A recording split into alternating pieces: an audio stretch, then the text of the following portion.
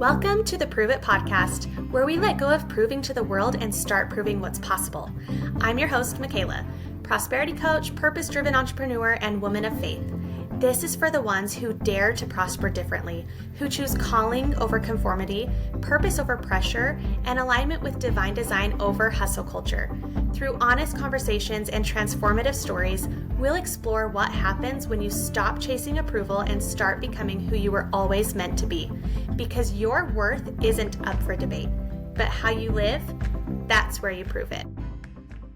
Welcome to the Prove It podcast. I am your host, Michaela. I am so excited because joining me today is Chelsea Christensen. Thank you so much for being here, Chelsea. I am so excited to be here. Yeah, I'm really excited to have a conversation with you today. So for those who don't know Chelsea, Chelsea is a mom, a wife. She is a multi-passionate entrepreneur, which I really connect with. She is the host of the Dance of Growth podcast, and she owns a graphic apparel business, and she also is a coach for women in business. So she wears multiple hats. She has just been such an inspiration to me. I have just loved following you on Instagram these past few years and listening to your podcast. You are so sweet. Thank you so much. And when someone talks about you and like says all the things you do, it's sort of, you wonder if you sound like a crazy person. And then I'm like, but then I also have to remind myself that all those things work together so well. All the things that I get to do and all the things I have my hands in, they kind of all work together, which I think is really important anytime you're trying to do so many things, making sure seeing how they can work together to support each other. I love that. So I want to ask you, kind of guide us through how you got started with all of that, how it all came together. Because I know so many of us just feel called to do something more. And so I'm curious, how that played out for you. I would love to know about your journey.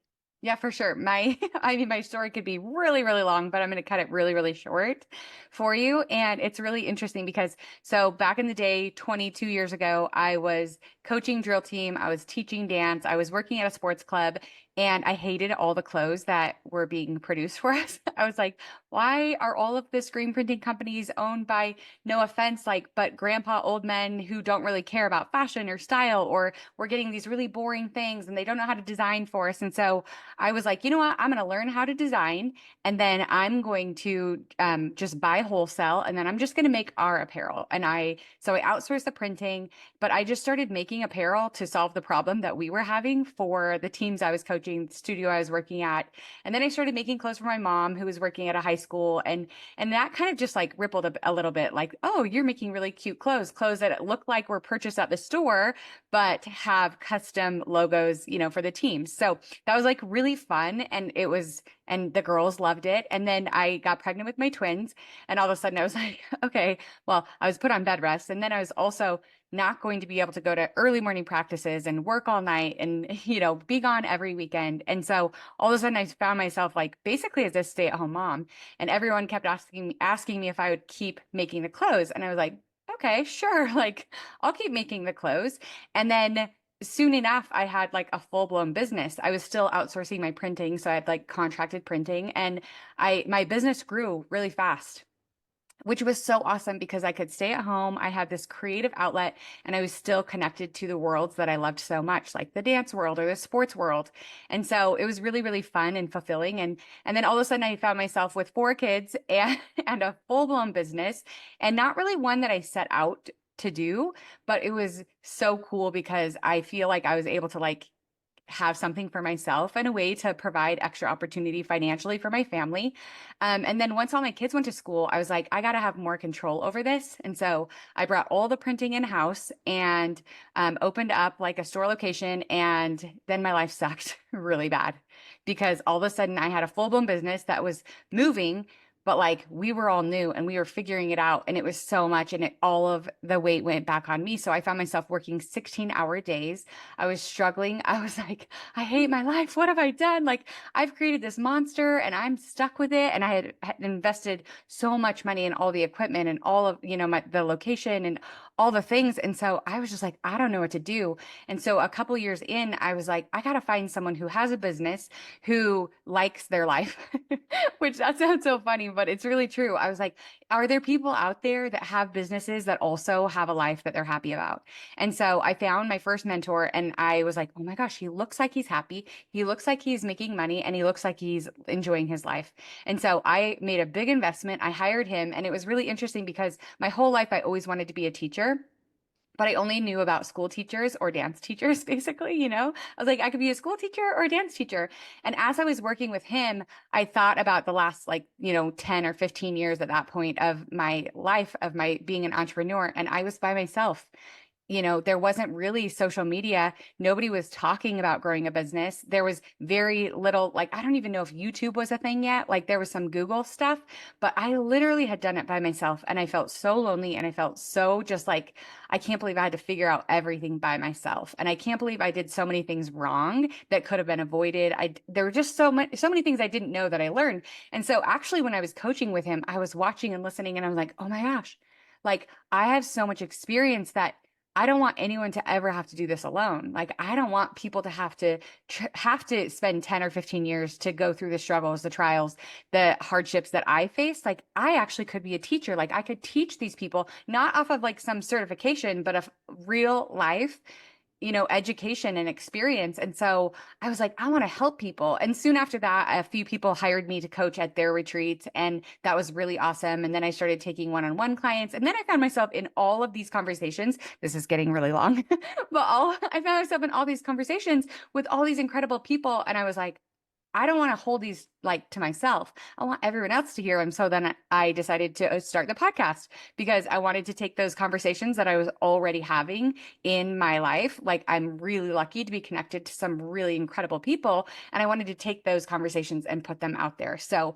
that's kind of, that's kind of how I started and where I'm at now. Oh, I love that.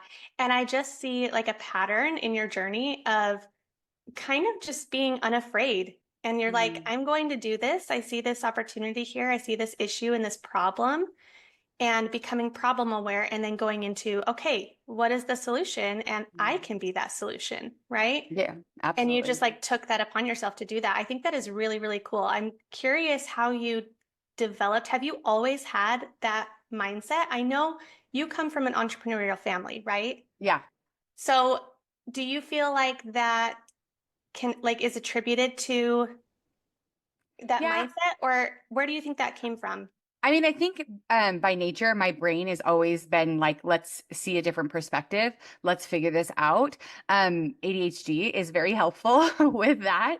So I have a little bit, I mean, I have that going for me. And then also, I think I have, people always look at confident people and they're like, oh, they're so lucky. They're just really confident. And what it comes down to is that confidence is really just trust and trusting that you're going to be able to figure it out, whether or not it goes exactly how you want or whether or not you like it. There's 10 things I didn't tell you about in my journey, right? I had a website where I sold baby items and I liked it, but I hated inventory. So I quit it. I wanted to do photography. And so I actually did really well at photography for 5 or 6 years, which helps me today, but it wasn't the thing that I continued on doing. And so trusting that I can say yes and then change my mind or do something and then stop and go. So it's really I think my mom instilled a lot of trust in us because she really allowed us to figure things out for ourselves. She was, led by example of, having a nail salon and then having a clothing store and owning a dance studio. So she definitely did do that. My dad, the same. But also in our personal lives, she really encouraged us to figure things out. That's friend trouble. That is getting things that we wanted. That is if we maybe didn't get the results that we wanted in a competition. She really encouraged us to figure those things out. And so I think just a little bit at a time in my life, I was able to build trust with myself that it doesn't mean I'm going to be perfect. It doesn't mean I'm going to be the best, but it does mean that it's going to be okay. I can figure it out and I can figure out the next steps. And a lot of times people want to see the full picture before they're willing to commit to something. But like you see in my story, it's it was a little bit at a time. And it was a little bit okay, what's the next step look like? What's the next step? Because I had no idea in fact, when I got the full picture for a minute, I was like, oh, I hate this. I hate this full picture. This isn't what I want. And then I had to take next steps to kind of change things to work for me. Oh, wow. I really, really relate to that, even in my business. And I love you touch on the fact that like your parents kind of instilled that in you to figure things out. And I've been learning a lot about, parenting. Like I have three kind of younger kids. And I know you have four, right? Hmm. And I love seeing like all of your parenting insight on your Instagram. I love that. But just learning about when we enable our kids and it doesn't help them build that confidence and trust within themselves. And it doesn't teach them that they are capable. And it doesn't show them that we trust that they are capable enough to figure it out, Totally. right? And so I think that's so important. And I love that you were able to have that growing up. And Mhm. then I'm thinking about all of those pivots. You share like the photography business and the baby website that you had. Yeah, And and I love that you've been able to connect all the dots. Like these things have helped me on my journey, and I'm totally. still able to use those, the things that I learned from those. Yeah. um, but I'm curious, in those pivots, have you ever felt fear of judgment or fear of, like, what are other people going to think about this or anything like that? Or do you have like a pretty resilient mindset to just not care about that? I think I don't think I ever felt afraid of, hey, here I am starting, this photography business, or here I am doing this apparel, or here I am doing this like website. I think one thing I did feel a little bit insecure about is wondering if people would be like, why are you doing so many things? Like, or wondering if I'm not. And actually, some people did use that against me. Like, I would have my apparel clients, and there was there was another woman who decided to start a screen printing apparel company, and she actually went to my clients and she was like, oh, Chelsea's not really doing that anymore. Like she's doing photography now, right? So people actually did try to use that against me at times, of here, she has her hands in these different things. And even still to this day, sometimes because I still have my hands in different things. And so it's easy to worry if, your client sees you doing something else. You're like, do they think that I'm not busy? But I'm lucky enough now that I have like a full team of employees that they know they're getting taken care of. They know there's multiple people always available for them. But I think that's the biggest judgment that I maybe worried about, was like if people didn't take me seriously, or if they questioned how committed I was to certain things because I've had my hands in different things. Hmm. I really, really, I like that because to me, looking at that, I feel, and maybe it's because I can relate because okay, this is actually why I didn't graduate from college because Awesome. because I could not pick one thing, right? I'm like, I'm Mm-hmm. too interested in too many things. And so, but I look at your story and I view that as a superpower. Mm, And so, but not everybody is going to have that, right? Everybody has different gifts, everybody has different interests. And so totally. for people who don't maybe understand that or relate to it, then I get, Yeah. the fear and like, oh, that's not the right way to do this, right? Mhm. Um, and so I just love that you've been able to, push that aside and push past it and just keep going in confidence and in what your passions are, you And know. the interesting thing is, like, a lot of people don't see how it's all connected now. So, and a lot of people will be like, what are you doing on social media? But the thing about it is like, okay, so I show up on social media and I share my life experience, my business experience, my parenting experience. And then from there, it's led people to listen to my podcast because they're like, she's sharing a little bit, but I want to hear a little bit more. I also talk about my screen printing business. So then when people in my community find themselves needing some custom printed apparel, they're like, oh yeah, Chelsea does that. So then they're seeing me regularly and they're being reminded. So then they come to that. And then from there, I also have my shirt subscription club, which is all like positive messaging, and so that relates to my podcast. It relates to the things I'm sharing, but it also supports my screen printing company. So I see the back end of all the things that connect and how they actually support each other. And, I always share to my employees, like, you see me on social media all the time, but there's intention behind it. It's not just like me not working. I'm always working, right? Like I am Mhm. always, and there's a purpose behind all the things I do. And I think sometimes when we have a lot of things we're interested in, it is easy to just do things not intentionally. But that is something that I really try hard, is like, if I'm spending time and energy somewhere, then making sure that it's with intention, that I know what the outcome is that I'm looking for as I'm showing up, or borrowing time from one place to the other. Mm, I love that. And you really are such a great example of that. Mm. following you on social media, like that is the word that comes up when I see all of your posts and just you showing up in your stories is not balance, because I feel like balance is not really attainable, Like, like yeah, perfect it's, balance, but yeah. harmony. Like Mm, everything just, yes, yeah, harmony and everything works together and you are intentional. Like that comes through on social media for thank you. you. And so I just think you're a really great example of that. That's something that I need more of in my life. Well, it wasn't always like that. You know what I mean? Like it really wasn't. Like I didn't know that it was possible. I didn't know how to pull back. I didn't know how to trust other people. I didn't know.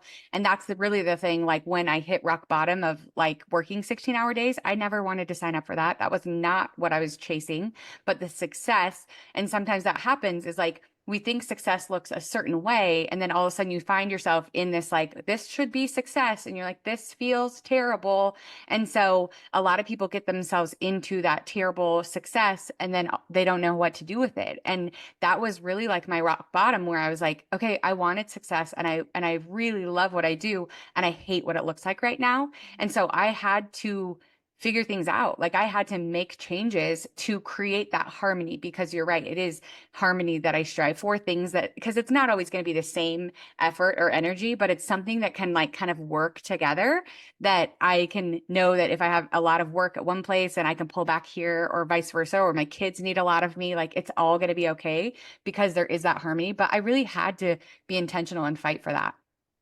Mm, that's really, really good.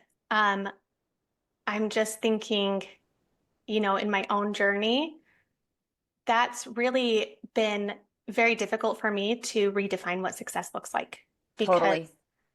I look at others and I'm like, oh, that's what it is. And even, like in past parts of my business, striving for something and then realizing after I've accomplished that or after I'm down the road a ways, oh, this is actually not what I want. And this Mm, isn't actually in alignment with my goals and my totally. values. And yet I thought it was, and so just realizing that along the way throughout my life. And I'm just really curious. So this is actually what I talk about is like prosperity. And prosperity, if you were to Google it, it's financial success. Like that's what Google and the world teaches. Hmm. And if you look at it biblically, that's not at all what it means. It literally means to go forward with hope. And Hmm. so to me, you have to redefine what that looks like too. Like, what does prosperity, what does success look like for me? And and it's going to be different for everyone, right? Because everyone has different things they feel called to do. Everybody has different values and different goals in life. And so, one person's idea of success, that shouldn't be what we all strive for, right? We have to Totally. figure that out for ourselves. So, how were you able to do that? What are Mm, some, I don't know, tactics, strategies, yeah. habits that you've Mhm. kind of employed in your life to help you with that? Yeah, for sure. Well, there's the very simple like explanation of you have the jar and then you got to put the rocks in first and then you put the sand and then you put the water. And that's a really, really simple idea, but it's actually really valuable because you have to find like what your non-negotiables are, like the things that absolutely have to happen, right? Those are the rocks. And I call that first things first. And that's truly the things that have to be taken care of. And then you put in the sand and you fill it with the sand. And those are things that you really want to get done or you want to do. And those are like, do your best, right? So I have this mantra that's like, first things first, do your best, fix what you must, breathe, right? That's what I had to say to myself over and over again.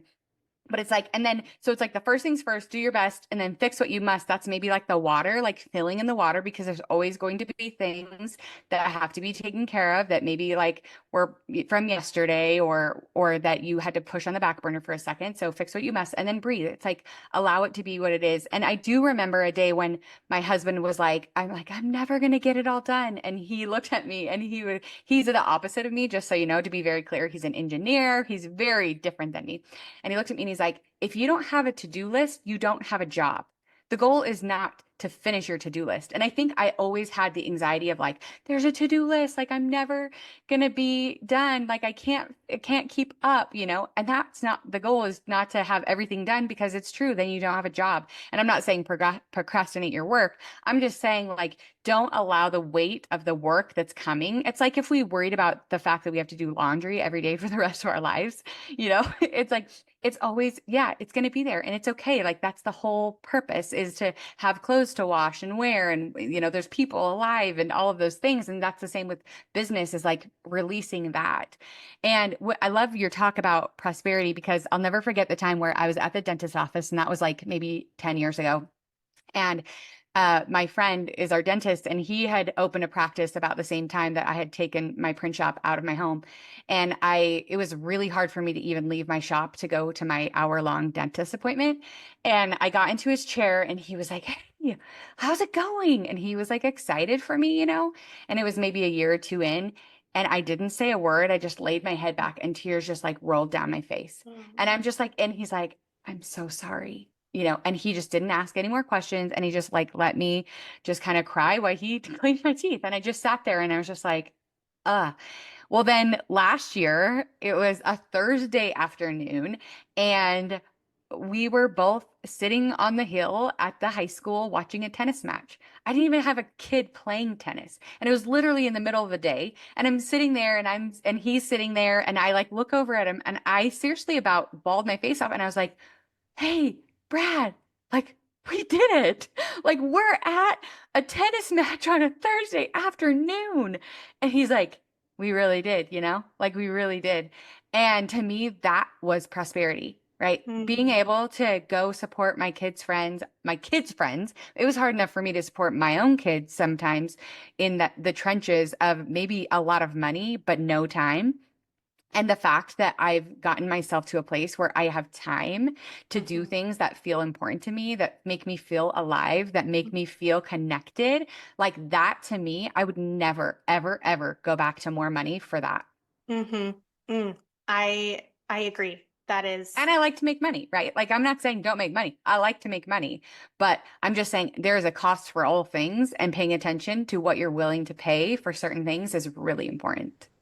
yes, yes. That's one of my top values too. And so I completely relate to that. And I love, can I just say, like, I love that you own the fact that I like money. I like to make money. Totally. I feel like so often as women, and maybe this is also like a cultural thing too here in Utah, I don't know. Yeah, could But be. I feel like it can be really hard sometimes to admit to that if that is Hmm. something that speaks to you. And that's not Hmm. going to speak to everybody, right? And Hmm. that's, neither here nor there. It's not good or bad. But if it does, like own it, right? And I Yeah. just love that. Do you ever have you ever felt like you need to hide that? The interesting part is I think that the only reason why people would feel shame about the money, or about making money, or the like of having money, is because they don't have a clear intention of what that money is going to be used for, or why that Hmm. money is valuable to them. And so if I look at the fact that all the money that I make gives my children the opportunity to travel around the country, performing and dancing and competing, like, why would I feel bad about that? Right? I'm not just hoarding money to hoard money, and I'm Hmm. not hoarding money to pay for like terrible things. And I think a lot of people just get stuck there. Like, right? I'm donating money to charity. I'm donating money to my church. I'm providing opportunity for my family. What a gift, right? So I think if someone is having a hard time wrapping their mind around money or feeling guilty about it, it's like, well, maybe you just need to take some time and wonder why you want to make money, or what value money adds to your life, or what good you can do in your home and your family to other people with the money. And I think that's a really easy way to let the shame drop. Because, yeah, if I was just like hoarding money to have a lot of money, or if I was just getting a lot of money to waste it on a lot of expensive things that I didn't need or I didn't want, or, just to spend money, like maybe I would feel a little bad about it. But I have real clarity about why I like to make money and what I want to use my money for, and how I want to make the world right within my little circle better, and the bigger world better. I love that. yeah, money is just a resource, right? And I Totally. feel like we all have like the opportunity to make an impact in whatever way we feel called to. And I'm like, I just don't think that's really possible without money, right? It's literally not. It's Yeah. literally not. And so money is just a really, really great resource if we use it the right way, to accomplish that and to have that impact and to better our lives and the lives of our kids and those around us. So yeah, I Yeah. love And that. I heard my friend Crystal, she's a pastor in Texas the other day, she said something along the lines is like, you do have to be careful because um the enemy can bless you right out of the kingdom. And I have actually thought about that a lot as I've seen so many people that I love, so many people that I'm connected to that I love that, when a lot of money comes, it's Mhm. almost like they don't need God anymore. I feel like you talk about God on your podcast. Is this Yeah. true? Okay, I was Yes. gonna say Yes. Yeah, we share that. you can cut that Believe. out if Yeah. you don't want, but I do think like I think that's when it, maybe without even noticing that you have it's become an idol in some ways. And I think that's when it is Mhm. dangerous. And so being intentional on what good you want to do with the money and also like be a good steward over the money and not Mhm. allow it to become your God is one of the most important things you can do. Yes. Yes. I feel like on some level, money will just magnify It totally does. your intentions and who you are as a Yes. person. Mhm. And then I also feel I love that you bring up like being a good steward because I feel like we have the opportunity to be a good steward over everything in our lives, right? Our Totally. time, our energy, our talents, our gifts, our resources, which includes money. And Mhm. so I just think that's so powerful. And I also want to touch on, you kind of talked about like a common limiting belief that people have around money, Mhm. which is exactly what you experience. You've seen people who change when they have a lot of money, right? Mhm. And so I feel like growing up, like I also saw that and I saw money change people. And so I feel like sometimes that can instill kind of that fear and like that limiting belief of, oh, money Mhm. is evil or money changes people, right? But it's not the money doing that. And so I think it's so important to just, okay, where's my heart at? And Mhm. what do I want? How do I want this money to serve me? Mhm. And if we view it like that, then, Mhm. Yeah, it's all serve going to be me and great. others. Yeah, Yeah. Yes. totally. I love And that. recognize where we believe it comes from, right? Hmm. Like the blessing of financial abundance, like I believe comes from God if Hmm. it's used well. But I do also believe there is that part where we could be blessed out of the kingdom because Yeah. we lose our focus. We lose, the need for something greater to help us. Yes. Yes. I love that. Yeah. Just where is your focus? Where is your intent? Where's your heart? Right? Make Yeah, sure um, the priorities stay the priorities and that the money doesn't come up and replace those more important things. absolutely. Yeah. Absolutely. I love that so much.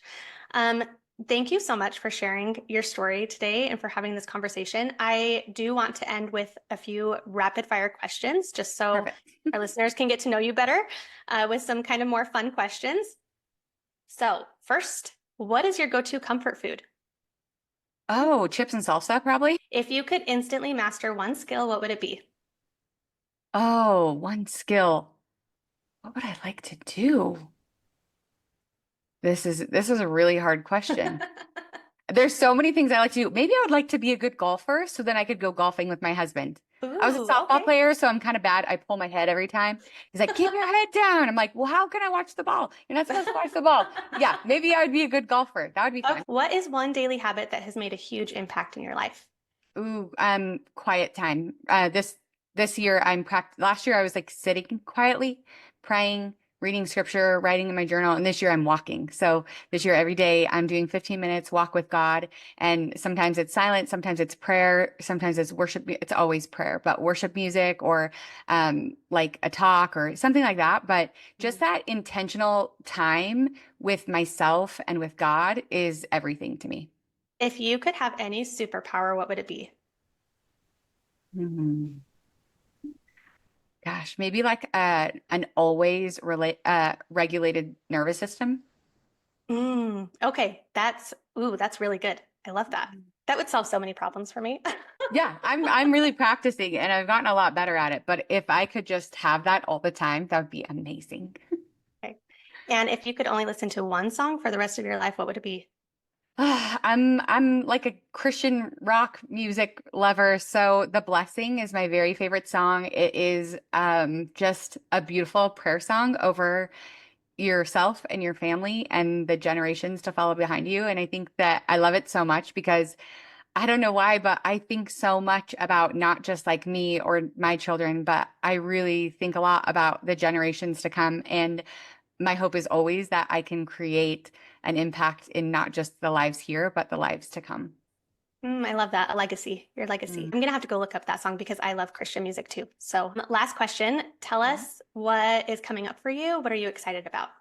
I'm excited about a lot of things. I have a thought movement framework that I have been working on and kind of sharing bits and pieces. So it's really to help people work through their thoughts through problem solving, new perspective, curiosity.